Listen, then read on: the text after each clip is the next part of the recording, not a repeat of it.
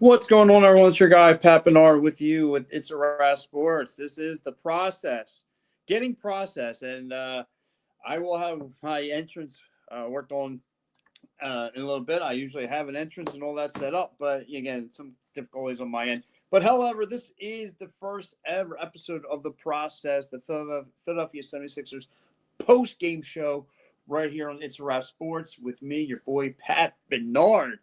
And may I say, VJ Edgecombe.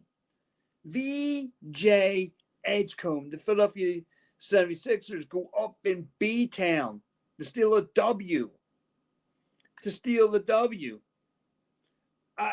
Amazing. Amazing. And I get it. The Boston Celtics not having Jason Tatum and a lot of pieces no longer with that squad. Like Porzingis. It's still a different team, still a different vibe up there with the 76ers team. I don't care how you want to cookie cut this with me. This is a good – I mean, you got to take what you saw and really like you had VJ Edgecombe balling out as a rookie.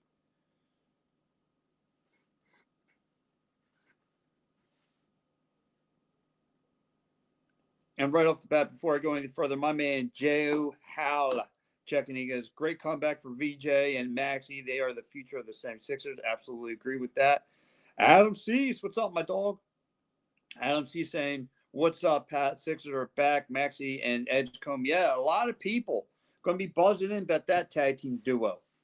And a gutsy call by one Nick Nurse. I mean, he kind of goes small ball, no big man in the middle. We know, Joel Embiid is on mince restrictions.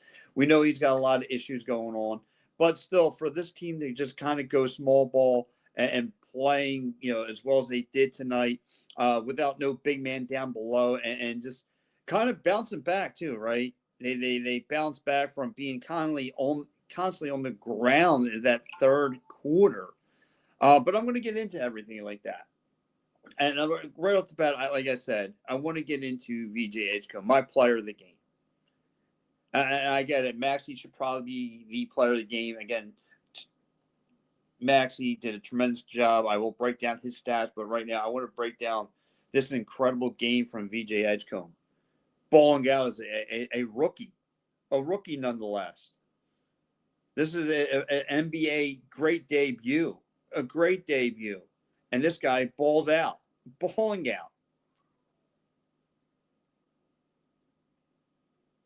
I mean, how do you want to cookie cut this? How do you want to – I mean, he was very aggressive. He was fearless. He was taking the ball in the paint. And he was shooting the lights out from the perimeter. 5 from the perimeter. He made 5 threes, 5 for 13 from the perimeter. He looked really, really good. Tyrese, I mean, the combination of him and Tyrese Maxey on the floor that just they can pivot off one another. The way those two guys were working so crisp together, and like, I mean, anytime that VJ Edgecombe kind of had the ball in his and say, remember, anytime like he would catch off the shoot, the pick and roll, he was a tremendous asset in this game. What a debut. What a debut. Making his presence felt up in Boston. Going to show the Boston Celtics fans that he's going to be a problem for years to come for those guys. Ricky goes, go 76ers. What do you know about the 2300 arena, my man? What do you know about that 2300 arena? I lived at that 2300 arena. But yeah, VJ Edgecombe just balling out tonight. It's just shown a tremendous upside in his game. The catch and shoot, the way he was just being fearless with the basketball. I mean, his perimeter defense was just crisp. I mean, what an incredible debut. Like I know it's a long laundry list of 76ers or Philadelphia athletes that made an impression on their rookie debuts. But my lord, what a like he looked like a 5-tool player out there.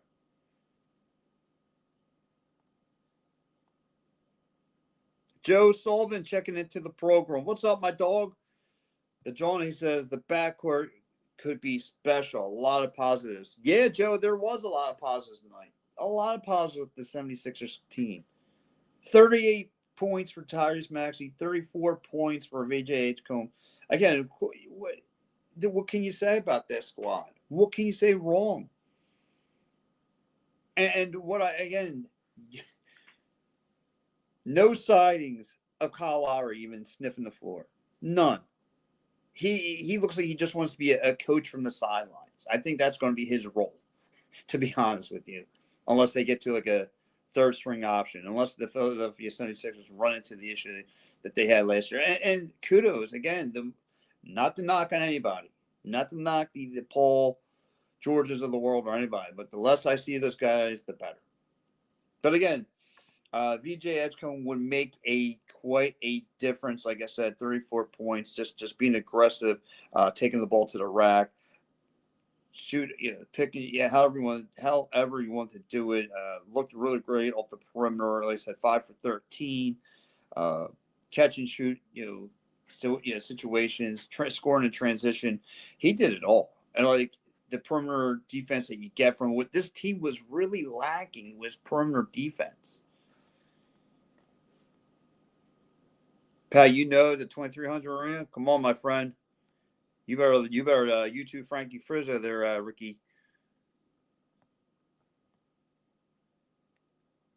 Joe says Embiid look cooked. I'm not taking too much out of it.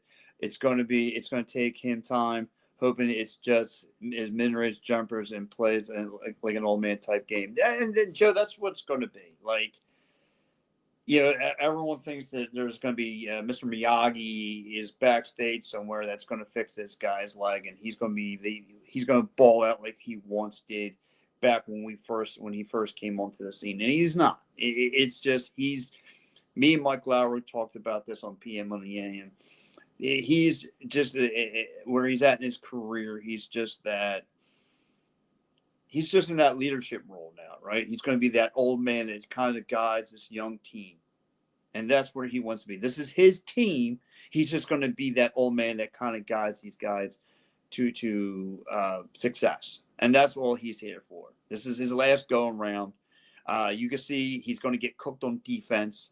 He's not going to be, if he's on the perimeter guarding, there's going to be trouble out there. I mean, again, I know he only has 4 points on paper. He didn't do too much in the second half. But again, he still demands triple coverages, which then he could kick out to the perimeter to other players, whether it's Kelly Oubre, whether it's VJ Edgecombe, whether it's Tyrese Maxey. He's still a big, huge threat in the paint for other opposing teams. And you saw it tonight, right?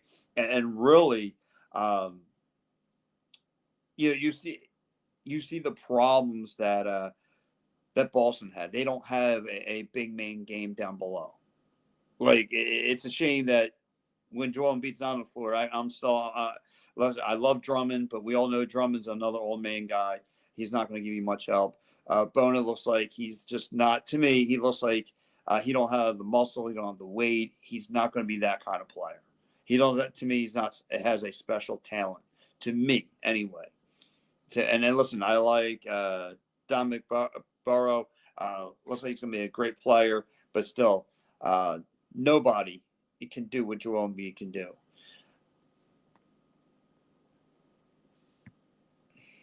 Joe Sullivan says the backcourt is going to carry this team. Maxey, VJ, when McCain comes back, Embiid can play a type of game, hit a jumper. You're right, and that's what he's going to do. Right, he's got a nice mid-range jump shot that looks really, really good, and still it can hit his pull-up jump shot, pull-up perimeter, three-pointer. That's going to help you out, in other games. But again, he knows he's not going to be able to get run down the court like he once did. The legs ain't what it used to be. They're banged up, too banged up, rather. But let's get into Tyrese Maxey's game, because Tyrese Maxey, 38 points, 7 for 9 from the perimeter. What's there to knock the guy? Again, he looks like his old self again, where he's fearless going to the net, the layups, the floaters, the way he can still hit off the transition 3-pointers, still hitting those rainbow shots from the perimeter. I mean, he still looks like he's got an incredible game all around. And this is why, and like I said, I loved, again, he looked really good out there. And like Joe, you just said, you get the mixture of Maxey, McCain, VJ. Now this team looks like it's going to be solidified with the backcourt. What a comeback, down 13 in the fourth. Let's go. Yeah, and let's get it. So again, if there was any deficiencies I'm going to get into with the 76ers, it's that third quarter, right? The third quarter got really sloppy with this team, where Boston goes on a 12-0 run, giving this team a bunch of problems, right? That's where the 76ers had their problems. That's where the Sixers had their issues, not doing anything. And matter of fact, they were getting out rebound. It was sloppy. It was really sloppy down low. They have to work on that. They got boxed out way too many times, or they looked confused. They weren't able to have any kind of ball control, and it was terrible in that third quarter. Love the defense of VJ's game tonight. Yeah, that's what I'm saying, Joe Hal. I loved it too. He was really good. But yeah, like I said, though, that's the only thing I saw the 76ers had a big issue, is that they were getting boxed out. And again, this is where it's going to hurt with Joel Embiid, because he can't do those things anymore. And not just him. Again, what comes off the bench behind him can't do what he can do. And that's what's going to hurt, because you saw this team, these guys were getting boxed out. Just boxed out, just couldn't come up with any kind of rebounds. This is where the Celtics tonight made their bread and butter, and they looked really good in some areas. I mean, really, when it comes down to it, they had 3 guys who scored tonight, right? They had Derek White, who had a tremendous game. You had Jaylen Brown, who had a game, and he had off their bench, you had Anthony Sims, who had 13. He had 13 points. But again, Derek White had 25 points. Jaylen Brown had 25 points. Again, those guys were really good, doing their thing, carving the 76ers defense apart. And it was, again, 76ers had a bunch of deficiencies, especially in the third quarter. Didn't look pretty.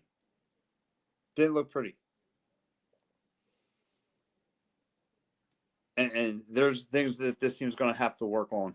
Also, I know this is big game one. You steal a win from Boston. They're without their key player, but still a win, a big win out of B-Town with this team on paper. Who would have thought? Who would have thought on opening day? With it seemed like every day there was a dark cloud around the 76ers. But yeah, this is what the best thing about sports is, right? That's why we love it, because we don't know. We just go by paper, data, and our mindset from what we saw last year. Like the 76ers are rocking and rolling. Who would have thought? And again, I kind of said this on my show about I don't want to get too much off base here, but I said about the 76ers and Philadelphia Flyers, we're going to be rebuild mode and not pay no mind to. They could be the teams that we pay mind to, especially with this up and down football team that we have. But nonetheless, though, let's get back into this game here, because like I said, the 76ers had a tremendous game. Tyrese Maxey just pulling out all the stops. Again, just the way he cut to the basket, the way he looked so fresh and crisp. Just the way he was driving and getting penetration and with his shots, again, off a transition, off the pick and roll, off the again, that's one thing the Philadelphia 76ers were predicated tonight, especially in that first half, was to shoot from the perimeter. The problem is the 76ers seem to have only two guys that can hit them from the perimeter. That's only in VJ Edgecombe for now and Maxey until Jared McCain comes back, and then it's going to be really nice.